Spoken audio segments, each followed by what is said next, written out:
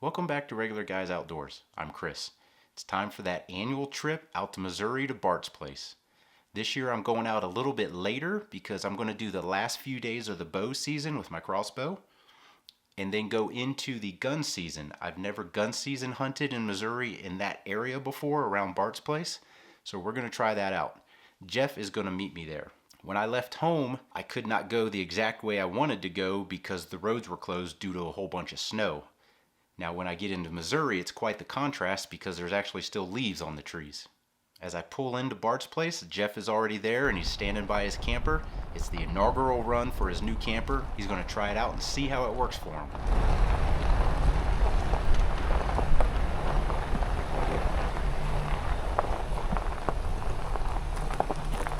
I'm like, what the hell is this guy doing?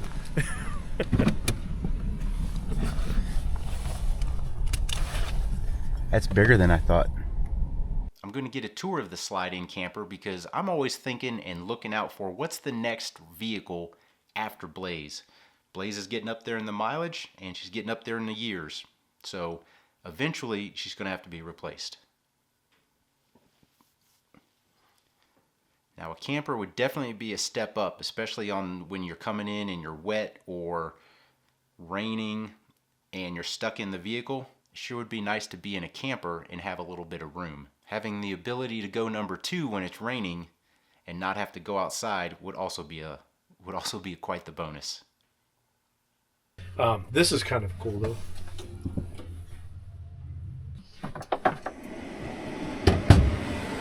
All the heaters running.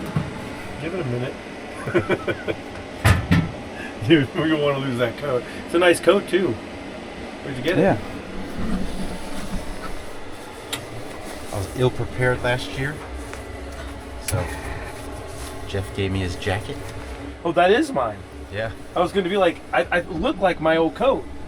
The forecast has some rain in the future, so what we're going to do is right off the bat, after the tour of the camper, we're going out back of Bart's place where we crossbow hunt and going to set up a couple of ground blinds and have that as an option when and if it does rain. The weather does change quickly. The forecast changes a lot down there, so you never know. But when we go out there, we've got scrapes all near both of the stands we plan on sitting in.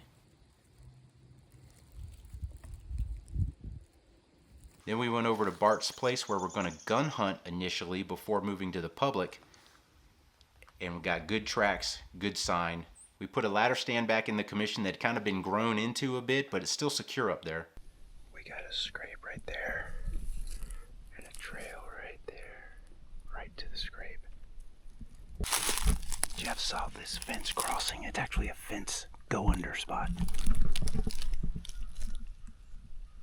We're heading out back to hunt Tuesday evening because we ran out of time to kind of get into some public land. All the stuff we did behind Bart's house, on his property, and getting the tour of the camper, time got away from us. It's our first evening here in Missouri. We are heading out and we are going in Bart's backyard. We ran out of time. The plan was to go run around on some public land and kind of hunt scout with crossbows, but kind of ran out of time, and we can jump back here in the backyard pretty quick. So looks like we're gonna have about, you gotta go. Yep. Good luck, man. So we're gonna jump in. We're gonna give it about 2 hours in the stand. Hopefully in about an hour things start moving around. First crossbow hunt of the season. I'm pumped. Jeff's finally out here. Life's not getting in the way right now. He's out hunting. We're gonna have a good time. And we got some scrapes right here, scrape right there, a rub over there, and Jeff's getting up in that tree right there. Directly across from him, about 35 yards, he's got a ground blind set up in case it's raining tomorrow morning. I'm going back to my stand that's back here in the back. I've never taken anything from this stand, and I also have a ground blind about 35 yards from the stand facing back at it for tomorrow's rain forecast.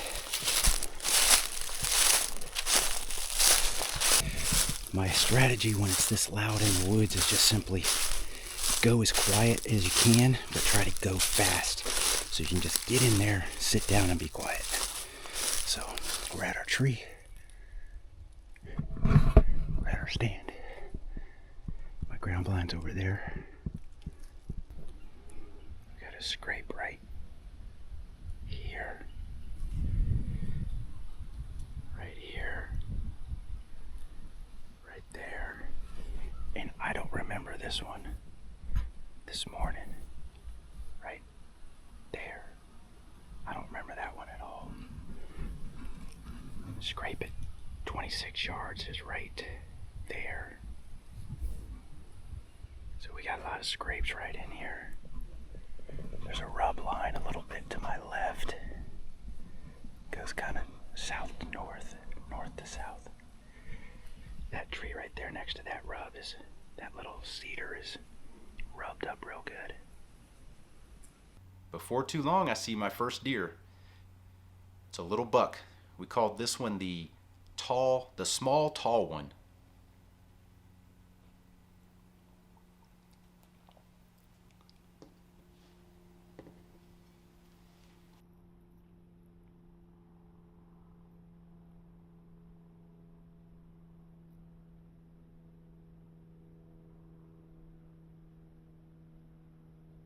So he's hanging out. He's coming right into my range. He's right about 35 yards out there, but he's safe for now. He's just past the scrape. That tree on the left, top left of the screen, that tree is at 29.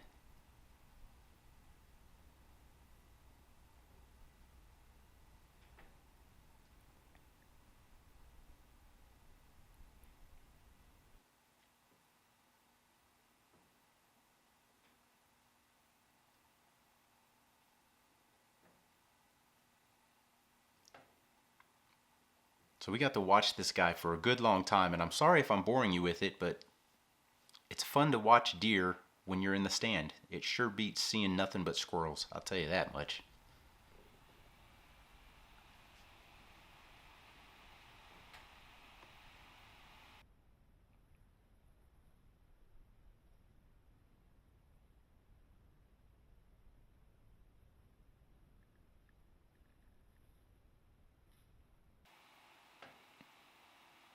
So clearly he's looking for does, nose to the ground, more interested in looking than eating. There's plenty of acorns back there, so if he wanted to, he could definitely have a bite.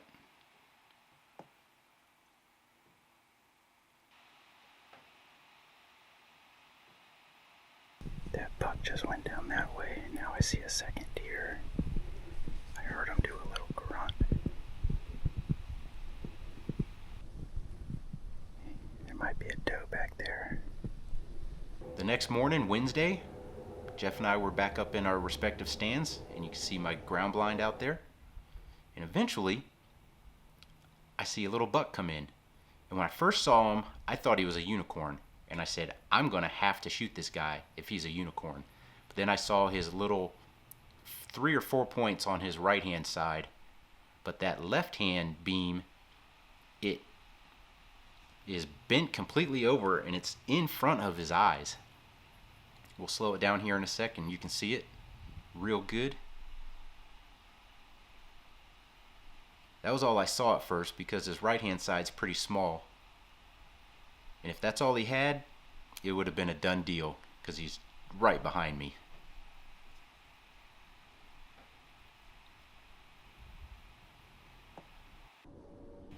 And I see some deer out in front of me here. And I see a doe. And as I can identify her as a doe, I see another deer behind her. So I'm thinking maybe there's a buck back there. Maybe it's that little unicorn buck.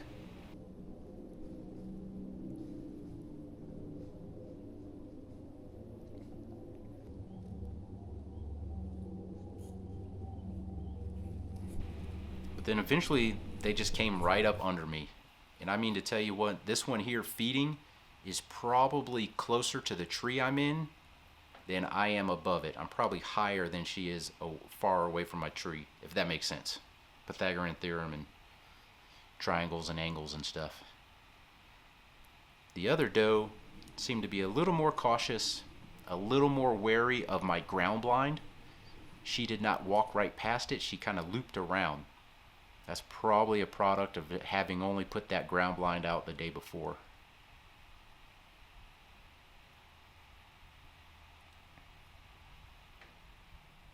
So again, I'm just enjoying myself here, watching the deer do what they do.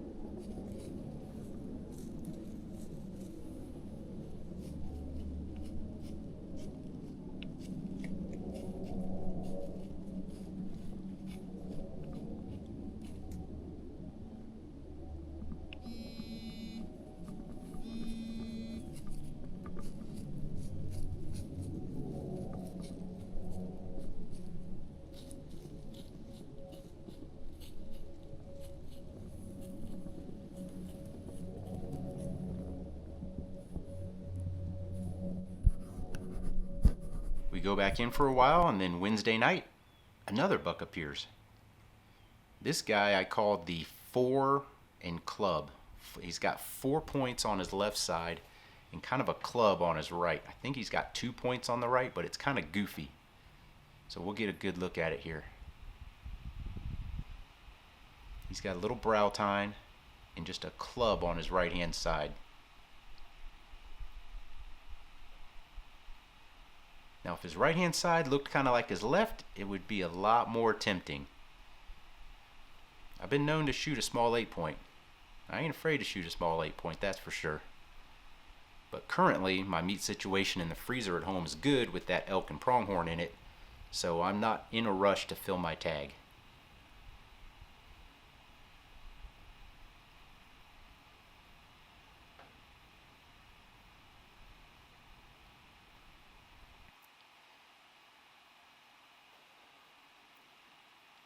And as you can see right here, he is behind me.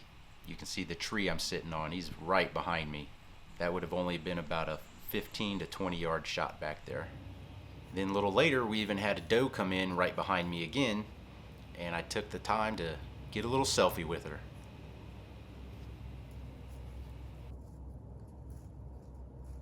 So that's my first day and a half, almost 2 days in Missouri. We got deer, we're seeing deer, and so things are looking good. Hope you liked this video. If you did, give us that thumbs up. Hit that subscribe button down there, and as always, thanks for watching.